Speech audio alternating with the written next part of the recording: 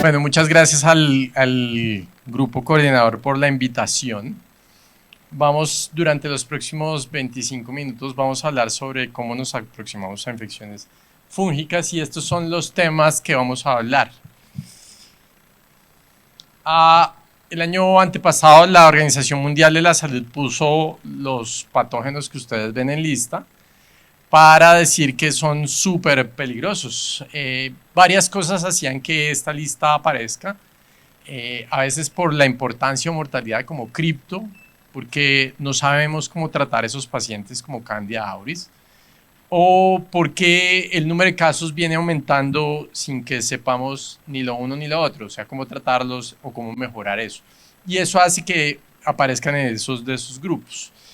Muchos de estos agentes están en América Latina y esta fue una aproximación de cuántos casos podemos tener en Colombia específicamente de algunos de estos patógenos. Como ustedes ven, quizás lo más frecuente es candidiasis, especialmente candidiasis vaginal, que puede ser muy importante, pero en esta presentación pues vamos a hablar de algunos de estos agentes patógenos.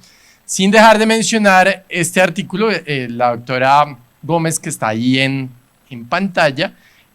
Con la doctora Gómez hicimos una encuesta de algo así como 300 médicos en Colombia.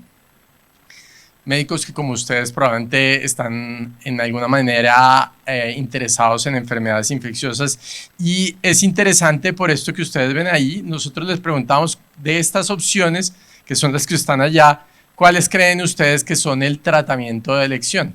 El asterisco marca el tratamiento de elección recomendado por algunas guías, y como ustedes ven, Candidemia más o menos le pegó al burro como el 50% de las personas, o sea, el 50% sabía cuál es el tratamiento de elección de Candidemia. El otro 50% no lo sabía. Quiere decir que es un caricellazo.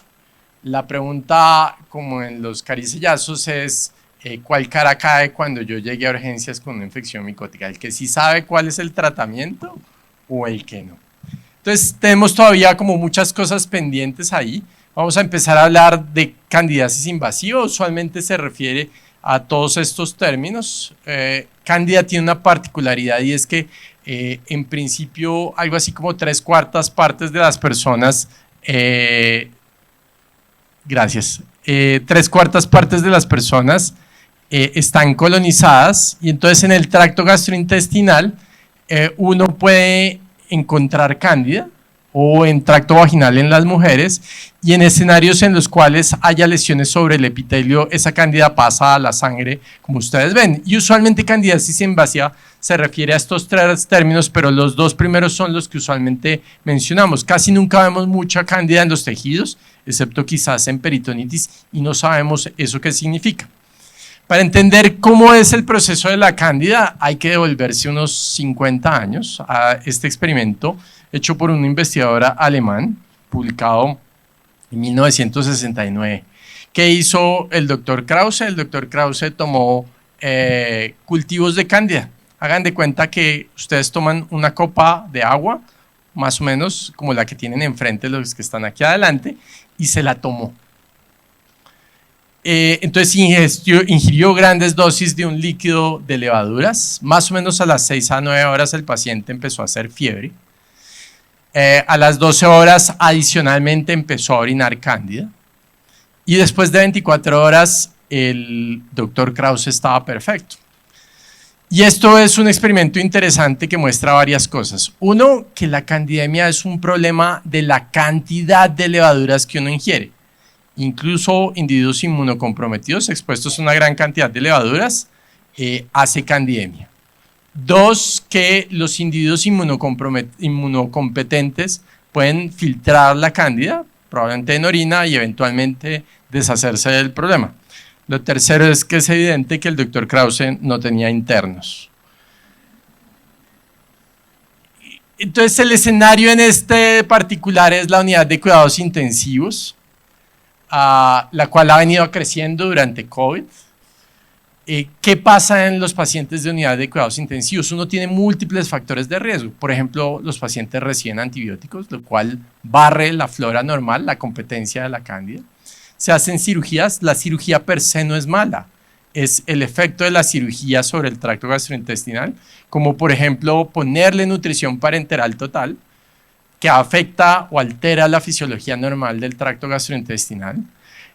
También poner nutrición parenteral total lo que hace es que el epitelio no funcione y lo que no funciona se pierde, se inutiliza, y eso hace que más fácilmente esas cándidas pasen del tracto gastrointestinal a la sangre. Y por último, los catéteres centrales como puertas de entrada. Este estudio lo hizo Anita Montañez hace muchos años y seguimos 500 pacientes en 5 UCIs durante 3 meses y 63% del tiempo que los pacientes, estoy hablando de UCIs colombianas, 63% del tiempo que el paciente estaba en UCI recibió un antibiótico, algunos más de un antibiótico, como ustedes ven, 1, 2, 3, 4, 5, hasta 7 antibióticos puede haber uno en unidades de cuidado intensivo. Entonces, digamos que eso es un elemento muy importante. Y eso hacía que estos son de todos los pacientes que tienen infección de torrente sanguíneo, qué proporción tienen candidemia, y como ustedes ven, en la UCI eso puede llegar a ser hasta el 7, 8% y ha seguido creciendo. De hecho, durante COVID observamos una gran cantidad de pacientes en mi hospital, el Hospital Universitario, de 456 pacientes que atendimos en la UCI en la primera ola, en ese periodo de tiempo. 63 hicieron una infección de torrente sanguíneo, lo cual ya es bastante importante. Y de esos 59 infecciones de torrentes sanguíneos, de esos 59 casos, 6 eran candidemias, es decir, el 10%. Que es extremadamente elevado. Y de esos, ya la mayoría no eran ni siquiera Candida albicans. 2 eran Candida albicans, 2 eran Candida auris y 2 eran Candida parapsilops. Es decir, que la frecuencia viene creciendo. Esto lo hicimos alrededor de la década del 2005 al 2010. Aquí están los meses de observación en unidades de cuidado intensivo en 6 hospitales colombianos, y lo que ustedes están viendo es la incidencia por 1000 días de UCI de las candidemias. Entonces eso varía entre menos de un caso por 1000 días de estancia en UCI hasta cerca de 5 casos por 1000 días de estancia en UCI. Además, las candidas también hacen brotes. Por ejemplo, si ustedes ven en este periodo de tiempo, probablemente durante 3 o 4 meses, unas unidades de cuidado intensivo tuvieron un incremento en el número de casos. Entonces, el escenario es candidemia en las unidades de cuidado intensivo, y como ustedes ven en esta diapositiva, probablemente, al menos por los datos que disponemos en la literatura, probablemente Colombia con Brasil son los países donde mayor tasa de incidencia se ve, lo cual tiene que ver con el control de infecciones que mencionaba el doctor previamente. De hecho, los perfiles de Candida han ido cambiando en el tiempo. Ella es Cintia Ortiz, una de nuestras fellows de infectología, y Cintia nos ayudó a buscar los casos de candidemia en hospitales de Bogotá. Estos son 7 hospitales, de Colombia, 4 de Valledupar, 3 de Bogotá, y como ustedes ven, Candida auris ahora está en segundo lugar. Candida albicans, que era lo más frecuente, es el 36% y Candida auris es el 26%, es decir que las especies también han ido cambiando en el tiempo. De nuevo, eso es para decir que los pacientes en UCI tienen riesgo, los pacientes en UCI pueden hacer candidemias y es uno de los escenarios donde uno busca estas infecciones micóticas invasivas. Pero la pregunta era, ¿cómo me aproximo yo a ellos? Para resolver esa pregunta, hicimos este consenso latinoamericano para tratar de resolver entre personas de Perú, Argentina, Brasil, Panamá y otros países, cómo con un problema más o menos común en América Latina nos aproximamos a eso.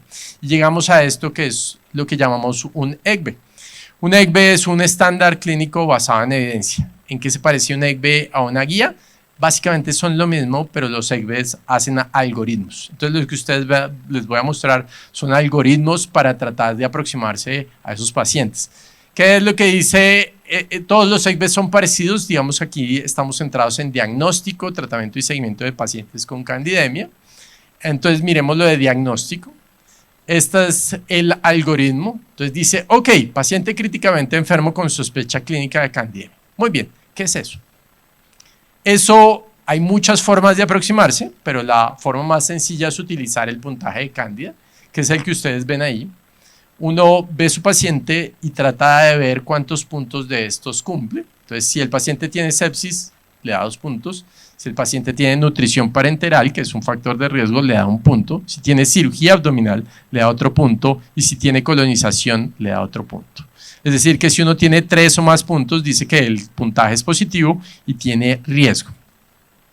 Entonces, a esos grupos de pacientes yo le tomo 2 botellas de hemocultivo, 2 sets, 2 conjuntos de botellas de hemocultivo, en total 4 botellas, para ver si identifico las cándidas. Si me salen negativos, pues considerar los diagnósticos diferenciales y de acuerdo a eso entraría yo al tratamiento. Pero arrancamos de eso, de cuál es el grupo de pacientes donde yo debo hacer. Entonces dice, se recomienda evaluar el riesgo de candidemia en el paciente críticamente enfermo en la UCI con sepsis sin foco clínicamente identificado. Digamos que ese es el punto fundamental. Con frecuencia en la UCI esto ocupa un gran número de pacientes. De hecho, miren de nuevo el puntaje de Cándida, que fue desarrollado en unidades de cuidados intensivos y validado prospectivamente. Lo que dice es que si usted tiene factores, grupos, pacientes con estos factores de riesgo tiene alguna probabilidad. De hecho, en el estudio original, tener 3 puntos de estos 5 posibles tiene un riesgo de alrededor del 10% de tener candidemia. Si yo tengo 4 puntos, tengo alrededor del 15%, y si tengo los 5 puntos, tengo alrededor del 20 o 25% de riesgo. Eso significa que la gran mayoría de los pacientes en realidad no van a tener candidemia. ¿Y entonces eso para qué me sirve? Pues porque resulta que si yo no le doy el tratamiento a los pacientes con candidemia, se mueren un 70%. Entonces esa es la importancia de esto. Si mi probabilidad de tener candidemia es 10%, significa que si yo no le doy tratamiento, 7% de esos pacientes tienen riesgo de morirse por cuenta de una candidemia. Y eso es inaceptable desde la perspectiva del enfoque clínico. No es el único puntaje para aproximarse a la cándida, hay muchos y esta publicación revisó los indicadores para la aproximación a la candidiasis. Hay muchos, miren, este es el Candida Score desarrollado por León inicialmente en su validación y ustedes ven aquí la sensibilidad de eso es 78%, especificidad 66%. ¿Qué tan bueno es sensibilidad 77%? Les voy a hacer una pregunta a todos para que ustedes se hagan internamente. Pensemos que la sensibilidad es que tanto su amorcito corazón los ama. 77% quizás no es tan chévere, ¿verdad? Sería mejor 95% o 99%, pero es lo que tenemos. ¿Qué le vamos a hacer? Hay otras opciones, como ustedes ven acá, hay numerosos desarrollos, escalas, que ninguno de esos pasa en nuestra escala del amor más allá del 80%. ¿Por qué escogimos el Candida Score? Porque es sencillo, porque se puede hacer al lado de la cama del paciente. Una vez un puntaje de Candida positivo, tomamos los hemocultivos, 4 botellas, en sitios diferentes, y un aislamiento en una botella de cándida pues es suficiente para decir que el paciente tiene una candidemia. Esto parece de perogrullo, pero resulta que en muchos sitios interpretan un hemocultivo positivo para cándida como algo que no es importante. De hecho, en los estudios en Colombia, 18% de los pacientes, a pesar de tener hemocultivos positivos, no reciben un tratamiento apropiado para la candidemia. ¿Qué debe hacer el laboratorio en esto del abordaje finalmente? Hacer un gram del hemocultivo que salió positivo e informar al grupo clínico tratante. Como ustedes ven, si uno tiene un gram que le dice que tiene una levadura, probablemente no necesita ninguna prueba molecular adicional, porque las pruebas moleculares adicionales solo le van a decir cuál cándida es, pero ya sabemos que lo más probable es que sea una cándida. Así que 5 minutos después de que el sistema de hemocultivos dijo que el hemocultivo es positivo y dice que tiene una levadura, la doctora puede informar a la unidad de cuidado intensivo y decirle, oiga, su paciente tiene una cándida en la sangre y por favor trátelo apropiadamente. Y finalmente dice, se recomienda la identificación de género y especie al cultivo micológico para las candidemias, para decir cuál es la especie, porque hoy en día han crecido en el número, algunas son sensibles a fluconazol, otras no tanto, y ya le permite a uno hacer el resto del manejo. Entonces finalmente el algoritmo es sospecha positiva, tome los hemocultivos, si sale negativo, considere los diagnósticos diferenciales, si sale positivo, haga la identificación en el hemocultivo, haga las pruebas de susceptibilidad para hacer el resto del enfoque de manejo. Pero desafortunadamente, como les decía, los hemocultivos tampoco son 100% perfectos. Se han desarrollado muchas estrategias, por ejemplo, biomarcadores como el 1,3 beta de glucano, que siguen siendo imperfectos. O sea, conclusión, al menos en candidemia, nosotros podemos aproximarnos al riesgo del paciente con candidemia, pero no siempre podemos saber si el paciente la tiene o no la tiene. Los invito a leer la guía. Muy bien. ¿Qué otros escenarios hay de pacientes con infecciones micóticas? Están los pacientes con cáncer. Hay dos grupos grandes, los pacientes con cáncer, los tumores sólidos y los tumores hematológicos. En los tumores sólidos, ¿cuáles son los grupos de pacientes con cáncer que tienen mayor riesgo de infección micótica? Los que ustedes ven ahí, los que van a cirugía. Cáncer gástrico, cáncer gastrointestinal, colon, etcétera, etcétera. Y los hematológicos, en general, el 60% o algo así pueden hacer una neutropenia febril, de la cual el doctor Buitrago nos habló hace un ratico. Mire, estos son datos de candidemia en pacientes con infecciones micóticas en pacientes con cáncer en general. La doctora Vargas es internista de la universidad y buscó los casos. Y el otro escenario es neutropenia febril. De hecho, del anterior artículo, el 60% o algo así son pacientes con neutropenia febril. En pacientes con neutropenia febril, cuando uno sigue series de pacientes, estos son datos del Instituto Nacional de Cancerología, las infecciones micóticas invasivas pueden ser 7–9% de los pacientes.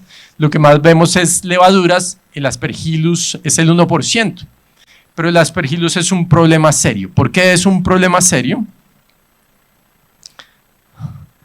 Miren este dato también del Instituto Nacional de Cancerología, que siguió 74 episodios de neutropenia febril, y es que el 2% tuvo una infección documentada microbiológicamente. O sea que si yo miro los datos microbiológicos, la incidencia es 2.6%, o 1% como el otro estudio que les mostraba. Pero si yo miro tomografías, es decir, cambios en las imágenes que sugieren un hongo, una tomografía de senos paranasales, una tomografía pulmonar, la incidencia sube al 5,4%. Pero si yo además soy un poquito más preciso y miro nódulos, mi incidencia sube a 12,4%. La primera tomografía en senos paranasales, la segunda es nódulos en TAC, o sea que sumando los dos, probablemente 17% de incidencia de Aspergillus. Pero si yo miro a cuántos terminamos exponiéndole anfotericina, la incidencia podría ser entre el 10 y el 25%, dependiendo de cuál antifúngico usemos. Conclusión, no es tan fácil hacer diagnóstico de infección micótica invasiva. Lo que es claro de esta diapositiva es que el riesgo puede ser hasta 1 de cada 4 pacientes en términos de lo que hacemos. Este es el enemigo. Esta es la imagen en KOH de un Aspergillus. Y esta es la imagen pulmonar. Entonces ustedes ven en este paciente nódulos. Entonces, estos son nodulitos, alrededor hay una cosa que se llama el halo, que lo que muestra es las distintas fases del Aspergillus cuando compromete el pulmón. Muy bien, entonces los pacientes con cáncer son de riesgo, especialmente los pacientes con terapia hematológica que hacen neutropenia son de riesgo, y las imágenes nos ayudan a tratar de aproximarnos al diagnóstico. ¿Cómo juntamos todo esto?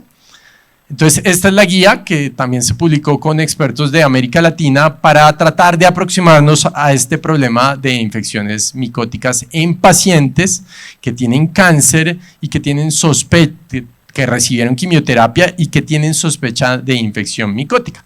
Es un ECVE, entonces tiene algoritmos. Entonces, ok, esta es mi paciente con enfermedad oncohematológica. Entonces, a mí me interesa a veces hacer profilaxis. ¿Por qué profilaxis? Pues porque si tienen alto riesgo, quizás la mejor opción es darle un antimicótico para prevenir ese riesgo, o si no tienen tan alto riesgo, ¿cómo me aproximo al diagnóstico para decir que el paciente tiene una aspergilosis invasiva? Entonces, ¿cuál es la mejor estrategia de profilaxis? Se recomienda profilaxis en pacientes que tienen enfermedad de injerto contra huésped grave, leucemia mieloide aguda o síndromes mielodiesplásicos con inducción de quimioterapia intensiva. Porque estos son los candidatos de profilaxis, porque en los estudios clínicos, especialmente un par de estudios publicados en el 2007 en el New England Journal, mostraron que la incidencia de esto puede ir alrededor del 10-15% en estos grupos específicos de pacientes. Así que si mi paciente tiene una leucemia mieloide aguda o tiene un síndrome mielodisplásico, probablemente es el candidato de quimioprofilaxis para disminuir algo así como 2/3 partes o el 70% del riesgo de esos pacientes. Nos quedan los otros pacientes con cáncer hematológico que van a quimioterapia y que no reciben profilaxis. Entonces la pregunta es, ¿cómo hacemos el diagnóstico en esos grupos de pacientes? Ustedes ven aquí el estudio que les había mostrado del Instituto Nacional de Cancerología. Aquí están bacilos gram negativos, así están cocos gram positivos y los honguitos. Y lo que ustedes ven al lado izquierdo son la incidencia de eso dependiendo de las semanas de neutropenia. Como ustedes ven, las bacterias son muy importantes en la primera semana, algo de hongos, en la segunda semana algo de hongos, en la tercera semana algo de hongos y en la cuarta semana algo de hongos. Es decir, los hongos son proporcionalmente menos importantes en la primera semana, pero siempre están como un factor de riesgo en esos grupos de pacientes. Miremos este ejemplo, un paciente de 18 años con una leucemia linfoide aguda, con quimio, que no recibe profilaxis antimicótica porque no está en esos grupos de tan alto riesgo, o a veces recibe únicamente fluconazol y hace neutropenia y fiebre post-quimioterapia y manejo con antibióticos por varios días. Y ahora hace un nuevo episodio de fiebre. Ese es el escenario donde podemos ver el Aspergillus. Ese es el grupo de pacientes. ¿Cómo nos aproximamos a eso? Entonces, de nuevo, aquí viene el algoritmo. Este es todo el algoritmo completo. Vamos a verlo por partes.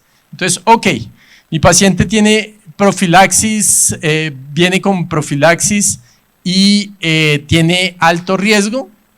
Así sí, yo le hago, si tiene alto riesgo, entonces yo le hago seguimiento clínico. Tengo en mi hospital galactomannan para poder hacerlo. Sí, la recomendación es hágale una prueba de antígeno de galactomannan varias veces a la semana. Entonces, si mi paciente es de riesgo y no trae profilaxis, le haremos galactomannan de forma seriada. Ok, si algún resultado sale positivo, entonces yo le hago TAC para ver si ese TAC se correlaciona en lo que les mostré del pulmón con esa probabilidad de tener Aspergillus. Si yo no tengo galactomannan, entonces lo que hago es seguirlo clínicamente hasta el momento en que el paciente haga cualquier cosa. ¿Qué quiere decir cualquier cosa? Lo que acabamos de ver en el paciente. Fiebre, nuevo episodio de fiebre con desaturación o aumento en la expectoración o aumento en el dolor torácico. Y en ese momento yo hago un TAC de tórax. Es decir, si tengo pruebas serológicas, lo sigo serológicamente. Si no, y eventualmente si una prueba de esas sale positiva, si no, hago el TAC de tórax en cualquier momento que el paciente haga cualquier cosa que sugiera un deterioro. Y aquí viene la segunda parte, que es la que está a la derecha. Entonces, ¿el paciente tiene cambios sugestivos de aspergilosis en el pulmón? Sí, probablemente tiene una aspergilosis pulmonar. Si el TAC de tórax es normal, listo. Quiere decir que el pulmón no tiene nada, entonces tengo que buscarle Aspergillus en otras partes, en la piel, en los senos paranasales, en sistema nervioso central.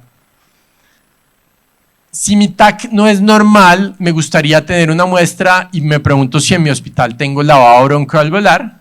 Si lo tengo, trato de tomar una muestra para cultivo y hacer mucho más estudios de saber qué tipo de Aspergillus tienes. Conclusión, ¿cómo me aproximo al paciente en estos grupos de riesgo con cáncer y neutropenia? Me aproximo con los síntomas, con pruebas serológicas si las tengo disponibles, con las tomografías si están y con esos resultados si puedo hacer un lavado broncoalveolar o hacer cosas adicionales. Entonces aquí está la estrategia del galactomannan. Por el tiempo no podemos pasar por cada una de estas recomendaciones y simplemente decirles que existe evidencia que supera eso. Y este es el signo del halo. Entonces ustedes veían nodulito y alrededor un halo. Esta es la representación patológica. Entonces el nódulo donde está el hongo y el halo, que significa que está haciendo algún grado de necrosis. Si uno sigue esos halos en el tiempo, muy probablemente el paciente va a hacer un hueco, va a hacer una lesión con aire, y eso es lo que uno quiere buscar tempranamente en las imágenes. Entonces, miren el nódulo mucho más grande, casi una masa, y el borde exterior donde hay la representación de aire que aparece por la necrosis, y si uno tiene suerte y eventualmente toma una muestra, puede ver lo que ustedes ven al lado derecho, que es el honguito. Dependiendo del tipo de IFA, ese tipo de hallazgo patológico puede sugerir el tipo de microorganismo, pero obviamente lo ideal es tener un dato microbiológico ideal. No siempre se puede en los pacientes con neutropenia, justamente por que la neutropenia se acompaña de trombocitopenia. Incluso si el paciente tiene algo riesgo y el paciente tiene hemoptisis, es decir, mi paciente lo que dice es que tiene dolor o tiene hemoptisis, yo puedo hacer una angiografía por tomografía computarizada de la fascia arterial, porque los estudios han mostrado que ese tipo de lesiones sugieren las infecciones micóticas.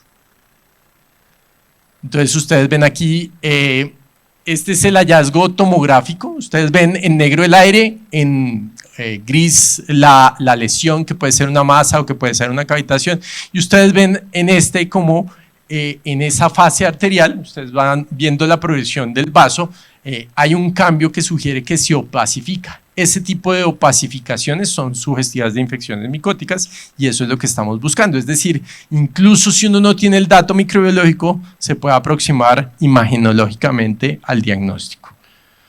Entonces, si yo tengo antígeno de galactomannan, hago tomografías de alta resolución, etcétera, etcétera. Los invito nuevamente a leer la guía para el resto. El hecho es que nos podemos aproximar al diagnóstico en ese escenario. Un tercer escenario, pacientes con VIH. Hay más escenarios, por tiempo este será el último escenario. Algunos datos en Colombia sugieren hasta el 0,5-0,7% de la población. Y dos problemas importantes, uno es el criptococo. Los registros de Colombia de criptococosis, que es uno de los países con más datos de criptococo en América Latina, dicen que 78-85% de esos pacientes tienen VIH. Y en ese escenario del VIH, la variedad Gruby es el 96%. Curiosamente, es una de las causas más frecuentes de meningitis que uno ve globalmente cuando mira cultivos. Es más frecuente ver criptococos que meningococos o neumococos, y la razón es que el inicio temprano de antibióticos con frecuencia hace que los cultivos sean negativos. Pero lo importante de nuevo es que tiene mi paciente con VIH. Tiene una meningitis, tiene una adenopatía, tiene compromiso pulmonar. Miremos esto como ejemplo, adenopatías en VIH, es una cohorte retrospectiva de un hospital de referencia, La María, en Medellín, donde miramos los resultados de histopatología y ustedes ven, todos estos pacientes tenían ganglios grandes. ¿Cuál es la causa más frecuente? Tuberculosis. Ok, pero 15 de estos 120 casos o algo así, es decir, como el 12%, tenían histoplasma y 3 tenían cripto. Entonces, ¿cómo me aproximo yo al diagnóstico de una infección fúngica invasiva en un paciente con VIH? Haciendo una historia clínica y un examen físico completo. Si mi paciente tiene adenopatías, esos son los riesgos. Miren el mismo escenario, pero en pulmón. Estos son datos del grupo de la Universidad de Antioquia. VIH con compromiso pulmonar, 43 pacientes.